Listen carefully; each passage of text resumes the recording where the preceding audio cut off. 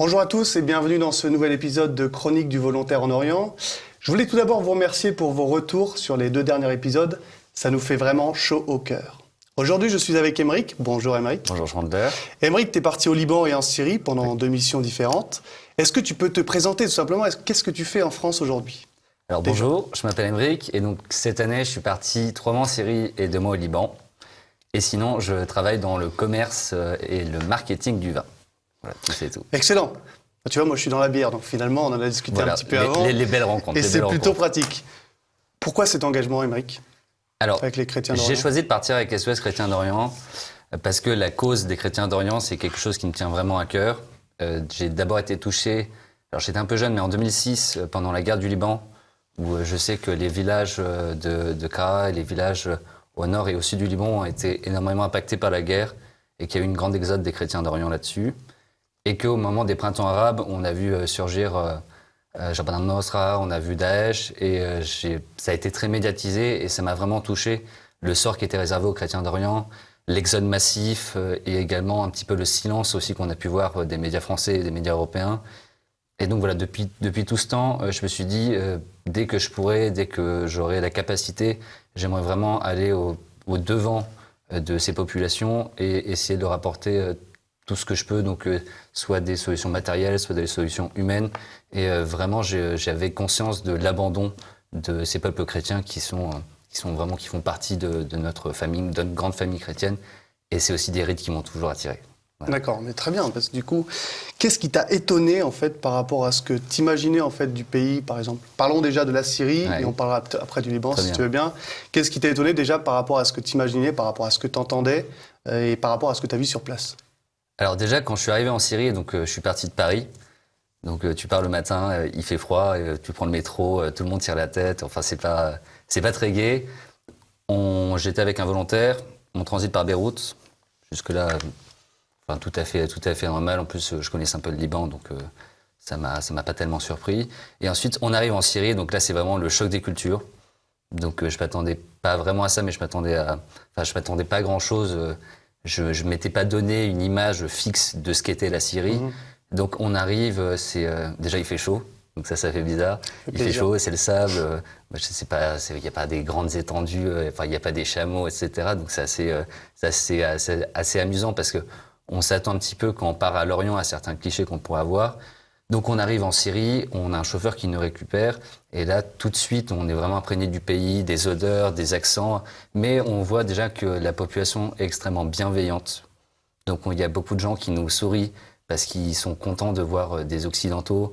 Et je sais que dès que je suis arrivé, j'ai fait tomber ma valise parce que j'avais pas une valise de très bonne qualité. Et tout de suite, il y a des personnes qui se sont précipitées pour me proposer de m'aider. Donc il y en a un qui a sorti un tournevis pour essayer de réparer. Enfin, c'était vraiment accueillant. Ils sont bien équipés finalement. Ils sont bien équipés, voilà. J'ai trouvé ça très amusant et vraiment, enfin, ça met tout de suite en confiance envers ce peuple. Et je savais dès le début que j'allais vraiment avoir de l'affect pour ces gens-là.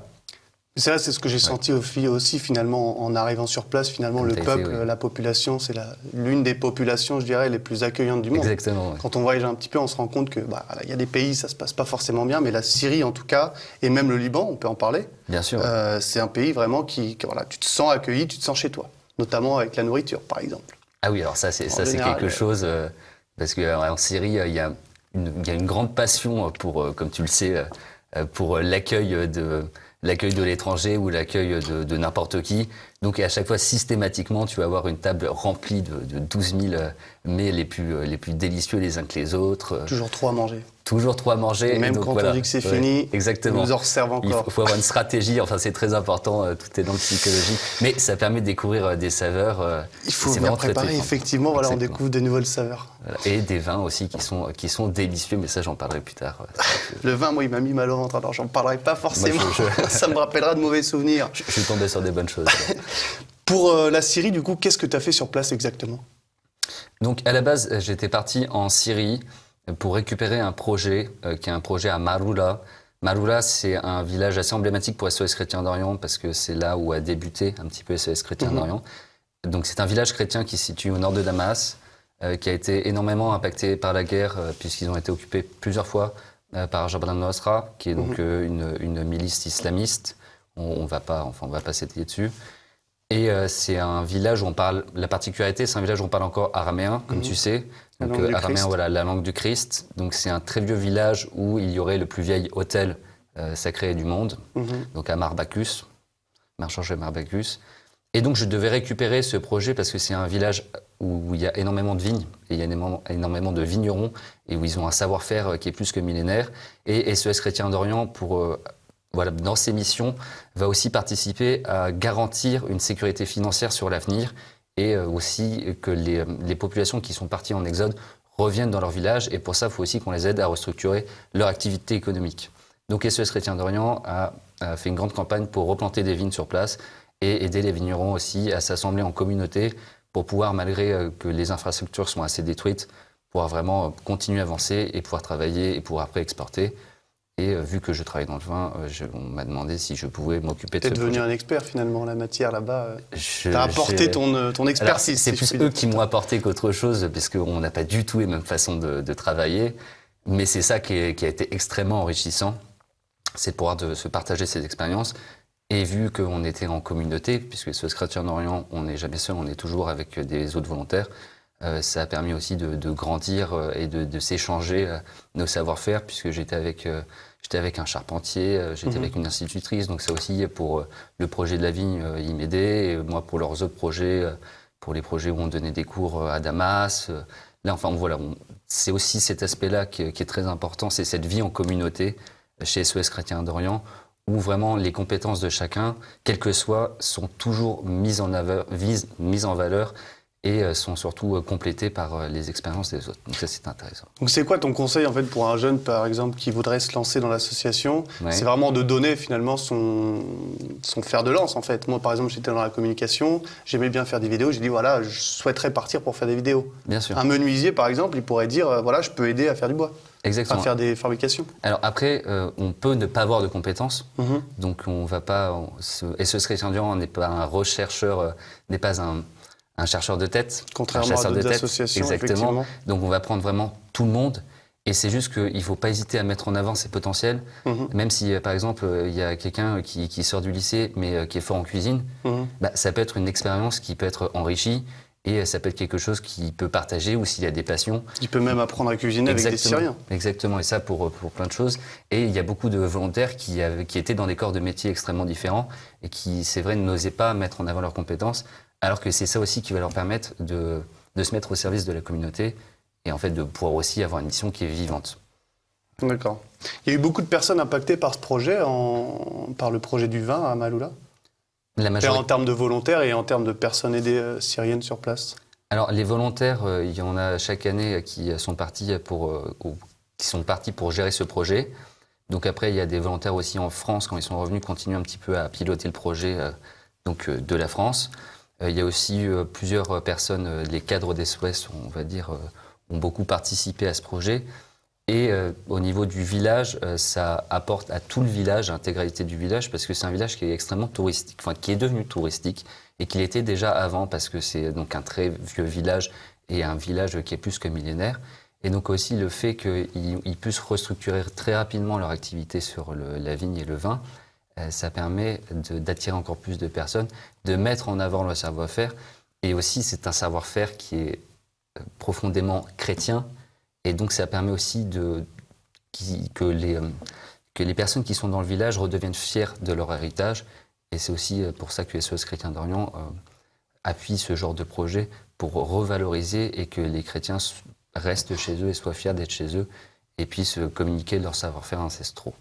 Merci, et c'est tout là le but des actions finalement de SES Chrétiens d'Orient sur le terrain. Vous pouvez le retrouver d'ailleurs, les témoignages de certaines personnes qui se sont fait aider par l'association sur les vidéos, sur la page Facebook notamment, ou sur YouTube également. Et ça, en tout cas, ça compte pour la Syrie, pour les Syriens, pour vraiment développer le pays et développer certains villages. Maintenant, je voudrais qu'on parle, Aymeric, un petit peu du Liban.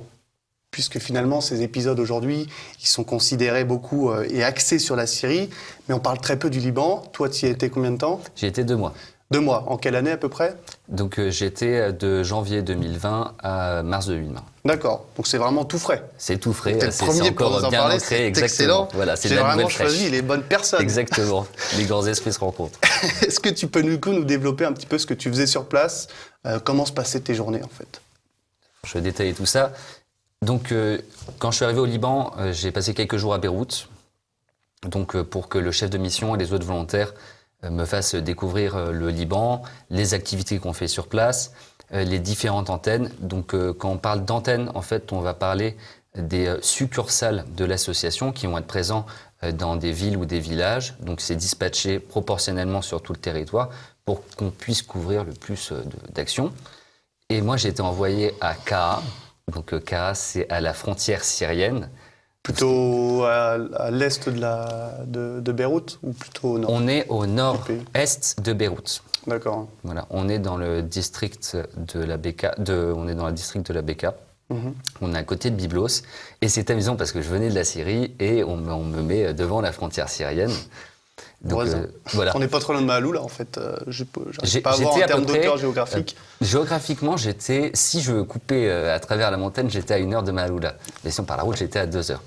Ton cœur est resté là-bas. Exactement, voilà, je regardais en sanglotant devant la frontière syrienne. Non, pas du tout, mais ça me faisait plaisir quand même d'être de cette partie géographique, donc de ce peuple qui avant ne faisait d'ailleurs qu'un seul peuple. Donc quand j'étais à Ka'a, donc pour la petite anecdote, j'étais déjà allé dans ce village en 2016, mais tout à fait en touriste. Donc voilà.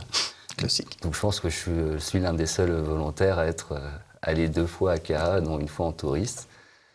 Et on a fait énormément de projets. Ce qui était intéressant, c'est que j'étais responsable activité sur place. Donc en fait, le responsable activité, c'est lui qui va piloter toutes les activités qui vont être faites dans la semaine. Donc moi, j'ai eu de la chance d'arriver donc en janvier à Ka'a, et c'est à ce moment-là où on a tout restructuré nos activités. Donc les différentes activités, ça va être soit des activités sociales ou des activités d'éducation. Donc éducation, par exemple, il y a plusieurs écoles, on va les donner des cours de français. Donc je dis par exemple, mais le mardi, on avait 3 cours pour les tout petits le matin. Ensuite, on avait 2 heures de cours de soutien scolaire pour les adolescents. Après, le soir, on avait 3 heures de cours de français pour les adultes. Donc là, c'était vraiment une journée full éducation. Et donc soit on leur apprenait le français, ce qui était la plupart du temps, mais ça pouvait nous arriver également de leur enseigner d'autres matières, mais en français, parce que la langue française tient un rôle très important dans l'éducation libanaise. C'est pour ça qu'on parle aussi français. Puis l'amitié franco-libanaise existe et doit perdurer. Et à côté, on faisait aussi des activités qui n'avaient rien à voir, mais qui étaient aussi d'un impact assez important. C'est que, par exemple, on allait creuser une église dans une grotte. Donc c'est assez compliqué à exprimer, c'est pour ça que j'essaie de mettre des paliers. Mais donc on était dans... Il y a des vidéos sur ça? Il y a des vidéos. Donc, vous pouvez les regarder. Voilà, la grotte d'Abou Najan à Jdeïdé. Et l'idée de ce projet, on est dans un des fiefs du Hezbollah. Donc c'est pas forcément une entité qui est le plus proche des chrétiens, même si le Hezbollah a énormément aidé les chrétiens au moment de l'avènement de Daesh et des terroristes en général, on va dire. Donc là, on a réellement participé, donc nous, volontaires, on creusait cette église dans cette grotte. Donc moi, quand je suis arrivé, il y avait à peine, donc c'est à 4 mètres du sol, il y avait à peine une petite salle de 3 mètres carrés. Et on y allait tous les lundis, et pendant toute la journée, on creusait. Et c'est-à-dire que c'était assez fort parce que on construit une église sous terre dans un des fiefs du Hezbollah, et on construit une église pour la paix. Donc ça a énormément apporté. Et puis, en plus, tu dois le savoir, c'est quand même très agréable aussi de se donner vraiment à fond aussi physiquement et se dire, je suis utile profondément, puisque chaque coup de pioche, déjà, va avoir une importance. Même si c'est insignifiant sur la globalité du projet, ça a vraiment un impact très fort. C'est évidemment ce que tu dis, le travail physique, dans tous les cas, c'est mesurable. En tout cas, c'est un travail mesurable. Donc, évidemment, plus on creuse, plus on va creuser profond et plus l'église verra le jour. Et on a pu pratiquement la finir, mais le prêtre Abou Najan, qui est un grand ami de l'association, avait commencé déjà à y mettre des icônes, à y mettre des croix. Donc, on pouvait, à la fin de la journée, aller prier et voir que notre icône avançait chaque semaine de 50 cm, 1 mètre. Mais ça, c'était vraiment très fort, ça. Et après, on avait aussi d'autres activités sur place. Et moi, j'avais développé les visites aux personnes âgées, les donations dans le village. Et ce qui fait que très rapidement, on s'est fait énormément d'amis dans le village, puisqu'on allait voir des petites familles ou des personnes âgées qui étaient totalement isolées dans le village, que personne n'allait voir. Et on a pu aussi leur remettre un lien entre les gens du centre-village et les gens de l'extérieur du village. Et on les a fait se rencontrer. Et ça aussi, c'est une dimension qu'apporte énormément SOS, c'est de retisser le lien social en leur apportant confiance et voilà, sans bien sûr être intrusif. Mais on essaie le plus possible de redonner une vie de village. C'est pour ça qu'aussi en Syrie, on reconstruisait énormément des églises, puisque les églises sont le centre névralgique du village et toute l'activité économique, sociale, ça tu le sais très bien, comme autrefois en France, c'était beaucoup comme ça. Exactement. Aujourd'hui, malheureusement, plus personne va à l'église. Non, mais, en tout cas, très peu de gens, mais là, donc la vie est encore là. C'est important, ouais. C'est important d'avoir aussi ces centres, finalement, pour que les gens se rencontrent. Exactement. Donc ça a bien fonctionné, selon toi? Ça a bien fonctionné. Alors, ce serait pas humble de dire que ça a fonctionné, mais on a pu voir que des gens en fait nous remerciaient de ces travaux parce qu'ils nous ont dit c'est des familles d'où j'avais entendu parler toute mon enfance et on a des liens de famille quelque part et je suis heureux de enfin pouvoir les rencontrer. Et l'Église, surtout beaucoup de personnes en ont parlé et des membres du Hezbollah en ont parlé et ont approuvé cette idée. Donc c'est un petit chemin vers la paix dans ce conflit social, économique et sanitaire qui met à genoux le Liban. Je pense que ces petites initiatives ne peuvent qu'apporter au long terme un socle à la paix. Voilà. En toute humilité, bien sûr. Oui, non, mais c'est des projets quand même exceptionnels, ce que tu nous parles là, Aymeric. C'est pas rien. Non, c'était assez impressionnant et ça nous a fait énormément grandir, nous volontaires. Et ça nous a... voilà, parce qu'à chaque fois qu'on part dans ces pays-là, ces pays nous apportent 100 000 fois plus que ce que nous, on nous apporte avec nos petites compétences. Et c'est souvent ce que tous les volontaires, d'ailleurs, disent sur place, en rentrant en France, en tout cas. C'est pas une légende. C'est pas un mythe. Hein. C'est pas un mythe.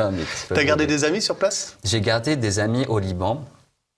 J'ai la chance d'avoir 2 amis qui sont encore à Damas et qui sont dans une école pour apprendre le français et elles veulent devenir traductrices.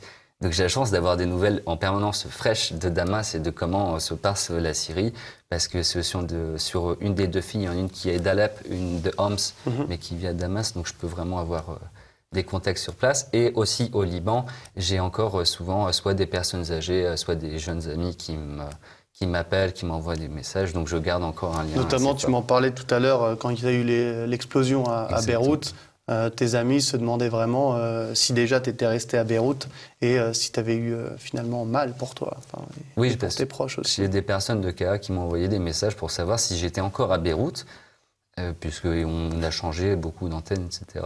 Et les gens ont vraiment créé des liens d'amitié très profonds avec nous. Et aussi, moi, personnellement, j'avais des amis qui étaient encore à SOS à Beyrouth et je me suis énormément inquiété pour eux. Mais sauf que les protocoles d'SOS font que tout est extrêmement réactif.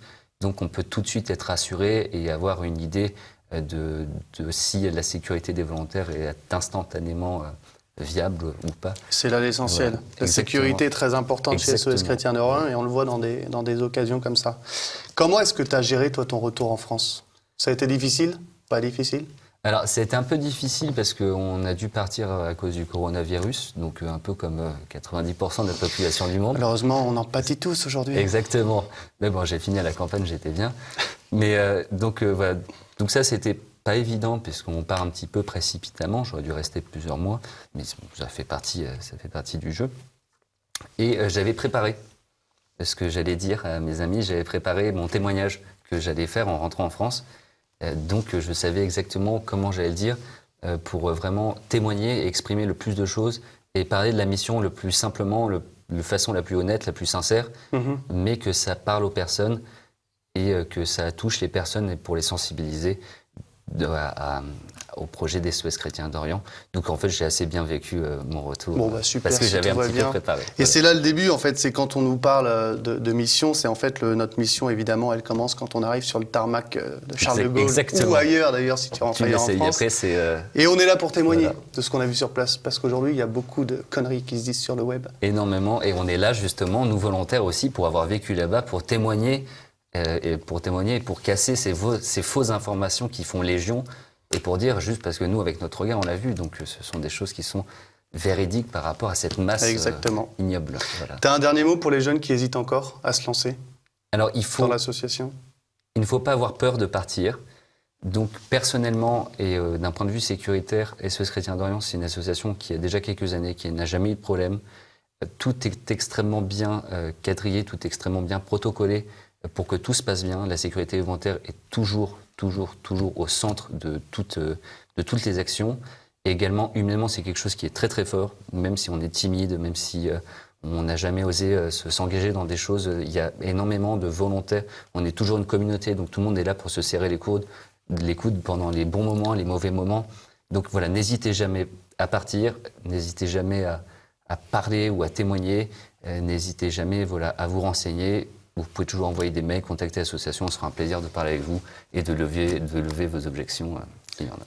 Merci Aymeric, en tout cas pour ton témoignage. L'association, vous pouvez la contacter à volontaire, donc volontaire avec un s, @soschrétiensdorient.fr. D'ici là, j'espère que ce podcast vous a plu. Je vous laisse poser des commentaires positifs. S'ils sont négatifs, attention, je vous retrouverai. D'ici là, portez-vous bien. Je vous dis à la semaine prochaine. À très bientôt. Au revoir.